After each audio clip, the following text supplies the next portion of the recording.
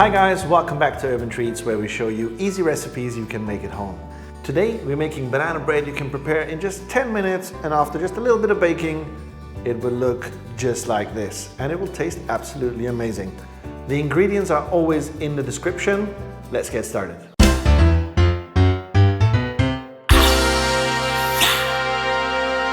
Let's start by mashing the banana. So we want to combine our wet ingredients first, and for that I'm going to peel 4 small bananas.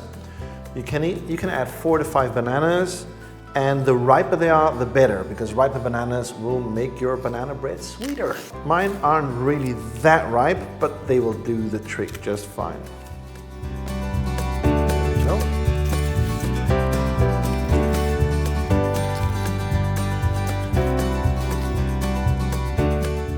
I really wish I had some riper bananas, but these are fresh from my neighbor's banana plantation, and we've had them in the kitchen for a couple of days, but they haven't ripened up quite yet. Get the 4 bananas in the bowl, mash them with a fork before we add the rest of the wet ingredients.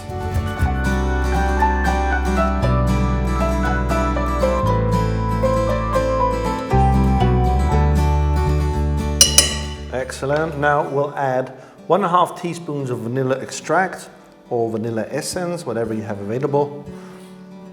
And we'll add 1 large egg. There we go. We'll add the sugar as well at this point, and I'm using 3/4 cup of sugar.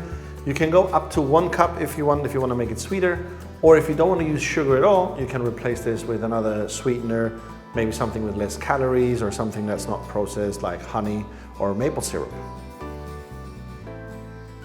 And for the ratios, check in the comments. I'll try and find as many possible options instead of sugar.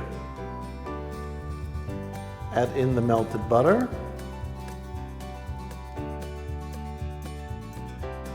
Let's blend this together with a hand mixer.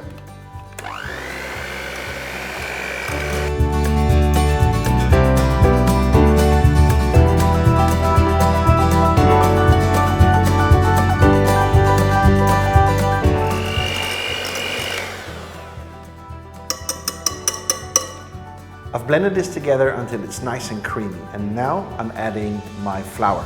I'm using a pre-sifted self-raising flour, and self-raising means you don't have to add any raising agent, so you don't need to add any soda or baking powder into the dough.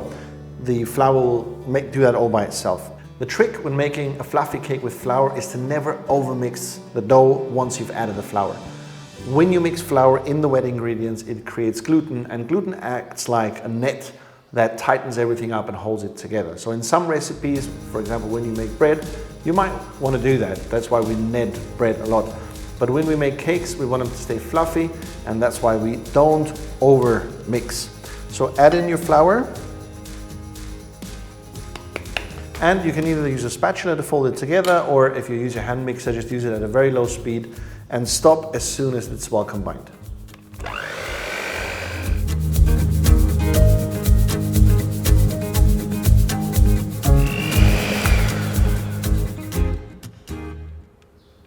And that's done.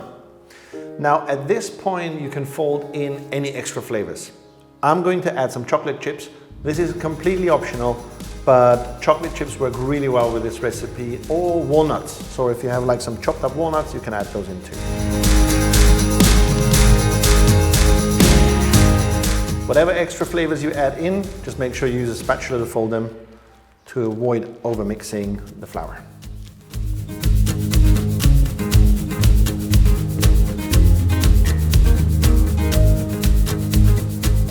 All right, the dough is ready, and all we have to do now is put it in a form and bake it. I have a spring form here. You can of course use any type of form, like a silicone form or just a normal bread pan, for example.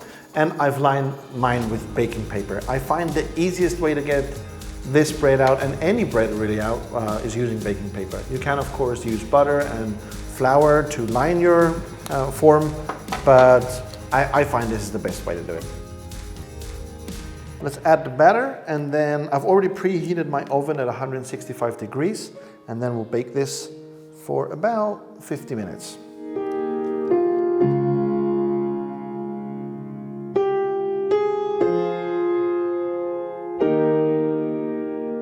spread it out evenly.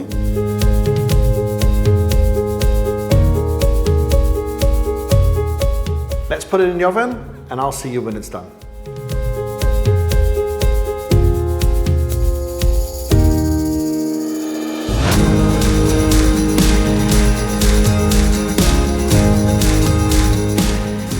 And that's how easy it is to make this delicious banana bread.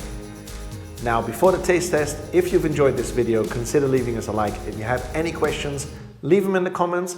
And if you want to see more recipes like this one, make sure you subscribe and ring that bell button. Now comes the moment of truth.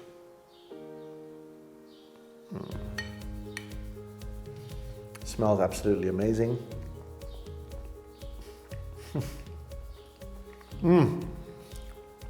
Guys, you really have to try this. It's so good. Thank you for watching. I'll see you next week.